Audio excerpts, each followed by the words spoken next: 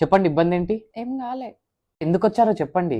నీకు తెలియదా ఏమైందో? అరే నాకెట్లా తెలుస్తుంది మీకేమైందో? మరి నన్ను కూడా అడగక ఏమైంది. అరే మేడం, నేను నీ బాయ్ ఫ్రెండ్ నాకెట్లా తెలుస్తుంది నీ బాధ? నువ్వు చెప్తేనే కదా నాకు అర్థమవుతుంది. అరువు, నువ్వు కూడా అరువు నా మీదనే. అందరు నా మీదనే అరుస్తారు.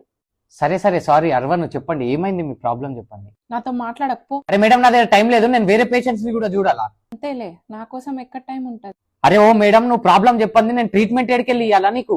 ప్రాబ్లమ్స్ అన్ని నాకే ఉన్నాయిలే. అరే ప్రాబ్లం ఏంటి? నేనే పెద్ద ప్రాబ్లం. అదైతే కనిపిస్తుంది. ఏమన్నావు? ఏం లేదు. ఏదో ఒక రోజు చనిపోతాలే, ఆ రోజు నా వాల్యూ తెలుస్తుంది. అరే ఓ, ఏమన్నా పాగాలు ఉన్నావా ఏంది? నీకు అంత ప్రాబ్లం అవుతుందంటే ట్రీట్మెంట్ చేయకు, వదిలే నన్ను. అరే మేడం, నేను డాక్టర్ని, పేషెంట్స్ ఇట్లా వదిలేలేను. నాకు చెప్పాలని లేదు.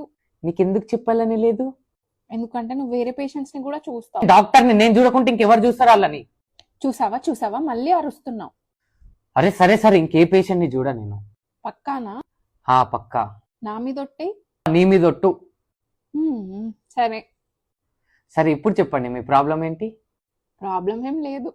అరే మరి ఇక్కడికి ఎందుకు వచ్చినావు? వెళ్ళు, ఇంటికెళ్ళు. నీకు అసలు నా మీద ప్రేమనే లేదు. ఇంకోసారి అడగచ్చు కదా ఏమైంది అని.